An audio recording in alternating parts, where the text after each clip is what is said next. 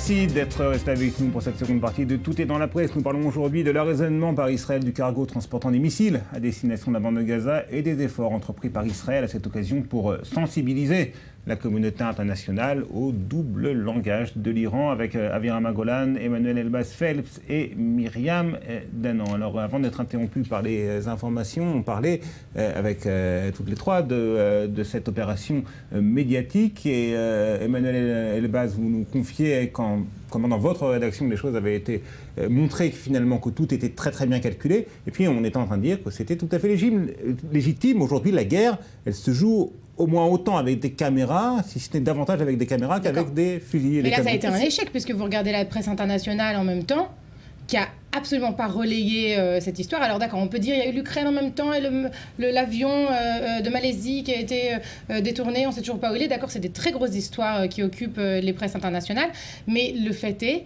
qu'à en faire trop, on n'en a pas assez fait. C'est devenu une télé-réalité en fait, cette opération. On était dans la salle de contrôle avec le commandant qui parlait avec ses soldats sur le pont. Peut-être que ça s'est transformé en télé-réalité simplement parce que les Israéliens n'ont pas réussi à attirer l'attention sur un dossier qui aurait pour autant mérité d'attirer l'attention des médias internationaux. Mais pourquoi ? Pour quelle raison ? Alors justement, l'échec n'est peut-être pas à imputer à Binyamin Netanyahou, dont on va saluer l'éloquence, qu'il est sans cesse salué d'ailleurs à la tribune de l'ONU. Il parle très bien, il s'exprime très bien, il fait des parallèles, des fois un petit peu osés. Pourquoi est-ce que ça ne marche pas ? Parce que personne n'est intéressé à l'écouter. Vous l'avez dit très bien, aujourd'hui on veut renouveler des relations économiques avec l'Iran. On ne veut certainement pas donner à Israël la primeur de la menace sur le nucléaire iranien. Aujourd'hui, reconnaître la menace du nucléaire iranien coûte trop cher à l'économie internationale pour que ce soit fait. Alors, ça ne marche plus justement parce que, pas seulement à ce cas-là, mais ça ne marche plus parce qu'on croit plus Benjamin Netanyahou qu'il est sincère. C'est la sincérité de Benjamin Netanyahou est doutée et il y a une bonne raison. Est-ce que vous doutez du double langage sur l'Iran ? Je vous interromps à nouveau parce que nous avons en ligne un spécialiste en matière de communication justement et de médias. Il s'agit de Jérôme Bourdon, professeur au département des communications de l'Université de Tel Aviv. Monsieur Bourdon, bonjour. Bonjour. Alors, on a parlé ici, sur ce plateau, de flop médiatique concernant la tentative de Benjamin Netanyahou de sensibiliser les dirigeants et les opinions publiques occidentales au danger que représente l'Iran à l'occasion de la saisie de cette cargaison d'armes. Est-ce que vous dressez le même constat, monsieur Bourdon ? Oui, flop médiatique, il ne faut pas exagérer. Les journaux du monde entier en ont parlé, mais un jour ou deux, et puis c'est terminé. On n'a pas continué. Il n'y a eu aucune prolongation, et c'est ça que souhaitait Israël, et la comparaison avec les médias israéliens est absolument frappante de ce point de vue-là. Le déluge, même certains Israéliens ont le sentiment de la déluge sur cette question, et là, on n'a pas eu tout ça. Donc on peut parler d'un flop, oui. Mais même les médias israéliens, M. Bourdon, ont dénoncé également le côté un peu chaud médiatique. Oui, mais les raisons de ce flop, elles sont assez évidentes, et là, les dirigeants israéliens ont un côté, j'ose pas dire naïf, mais ils sont tellement dans leur bulle qu'ils ne se rendent pas compte. C'est que, d'une part, Benjamin Netanyahou s'est construit l'image au fil des ans de quelqu'un qui n'était pas fiable, pour le dire en termes polis. Et lorsqu'on a eu on a eu un dialogue Sarkozy-Obama disant on n'en peut plus de ce type qui nous raconte des salades, et ça a circulé massivement, c'est l'image de Netanyahou. C'est quelqu'un qui n'est pas crédible. À la différence près que là, il parlait avec derrière lui des preuves tangibles de la nature de la cargaison du cargo saisi. Oui, il a des preuves tangibles. Mais là, il y a un autre problème aussi qui se pose, c'est que lorsqu'on fait une telle démonstration médiatique, on se photographie abondamment, on peut penser à l'affaire du Karina en 2002, Netanyahou montrant les armes, expliquant, etc., on se dit, on a des preuves tangibles qu'il y a une cargaison d'armes. C'est ce que tout le monde peut penser sur l'origine de la cargaison. Moi, je n'ai pas de doute, mais il n'empêche que des preuves tangibles sont beaucoup plus compliquées à remonter, puisque c'est sûr, les renseignements israéliens que ça sonde, et là, la presse du monde entier, y compris cette fois une grande partie de la presse américaine, a dit, selon Israël, où Israël a déclaré que, et ça a été pratiquement pas présenté comme du factuel. Et ça, c'est un échec incontestable. Est-ce que vous pensez que les médias occidentaux sont non seulement mal disposés à l'égard de Benjamin Netanyahou en tant que personne qui ne le croient pas, mais également plus généralement à l'égard d'Israël, et que tout ce qui est campagne médiatique israélienne est de toutes les manières condamné d'avance en quelque sorte? Je ne dirais en aucun cas que les médias occidentaux sont hostiles à Israël de façon générale. Ça me paraît, là, un point de vue qu'on a d'Israël. Il est totalement faux en ce qui concerne les médias américains qui restent bien disposés envers Israël. Et au total, je ne parle pas de Netanyahou, je parle d'Israël, là, c'est différent. En ce qui concerne Israël, la presse occidentale est plutôt plus sensible aux propos israéliens qu'en 2002 ou en 2003. C'est pas qu'elle soit très très favorable, n'exagérons pas, mais il faut surtout pas tomber dans ce genre de généralisation, parce qu'on sent qu'il y a eu des moments où la presse a été favorable à Israël. Dans l'histoire, il y en a un certain nombre. Là, on n'est certainement pas dans ce cas de figure. Merci beaucoup, Jérôme Bourdon, d'avoir répondu à nos questions. Je rappelle que vous êtes professeur au département de communication que vous avez dirigé d'ailleurs de l'université de Tel Aviv. Avirama. Vous connaissez bien sûr l'histoire de ce petit garçon qui a crié loup, il y a un loup qui vient, il y a le loup qui vient. Et qui mentait à chaque fois. Ouais. Voilà, et il criait, qui mentait à chaque fois. Et la troisième fois qu'il y avait le loup et qu'il a mangé. Le loup est arrivé mais personne n'y croyait. Voilà. Le problème c'est que le loup est là depuis 10 ans mais que personne ne veut défendre l'enfant. Mais tout le monde le sait, on n'a pas besoin de crier au loup, c'est ça en fait. Je voudrais dire une chose. Le loup existe. Il y a le loup qui existe. C'est la vérité. Le danger de nucléaire iranien existe. Sauf que Netanyahou a vraiment utilisé cette histoire de l'Iran comme, dans une manière très exagérée. Un. Deux, on pense vraiment en Israël et dans le monde entier qu'il a utilisé cette histoire aussi pour faire oublier le conflit avec les Palestiniens. C'est une autre question. Mais si aujourd'hui on a des négociations entre la communauté internationale et l'Iran, si l'Iran peut-être est prête à assouplir une partie de ses positions, c'est bien parce qu'il y a eu des sanctions économiques très fermes. Et s'il y a eu des sanctions économiques très fermes, c'est bien parce que Benyamin Netanyahou, justement en criant au loup, comme vous dites, eh bien, a sensibilisé les Occidentaux au danger que représente le volet militaire du programme nucléaire iranien. Absolument, et même s'il n'est pas satisfait aujourd'hui du début de négociations sur le nucléaire iranien parce qu'il estime que c'est un échec et qu'il ne faut pas pour l'instant discuter sans que certaines conditions soient remplies avec l'Iran, il n'en est pas moins que la conscience de la communauté internationale du programme nucléaire iranien est bien là. Et je ne pense pas que ce soit un échec de la communication israélienne sur ce dossier. Il suffit de prendre deux autres nouvelles qui concernent l'Iran. Un accord avec des compagnies pétrolières russes et des ingénieurs russes également pour la construction d'une nouvelle centrale nucléaire en Iran il y a tout juste une semaine ou deux. Et pourtant, la nouvelle est passée quasiment inaperçue. Ou encore, peu avant, Catherine Ashton aux États-Unis, est-ce qu'elle a parlé du problème des droits de l'homme?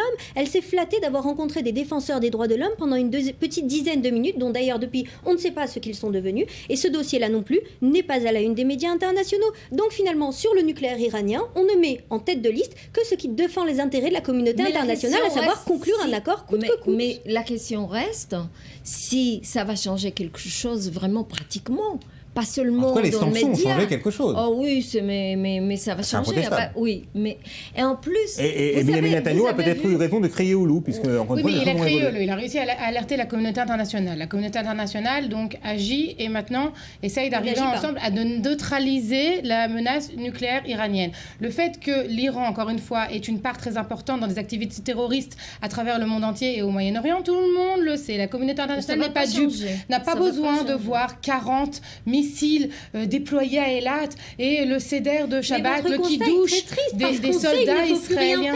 C'est un petit peu le but de la politique et de la diplomatie, de répéter encore et encore jusqu'à ce qu'on obtienne un résultat. Myriam, ça a été une très bonne action du gouvernement israélien de dire, voilà, nous avons réussi à arrêter et neutraliser un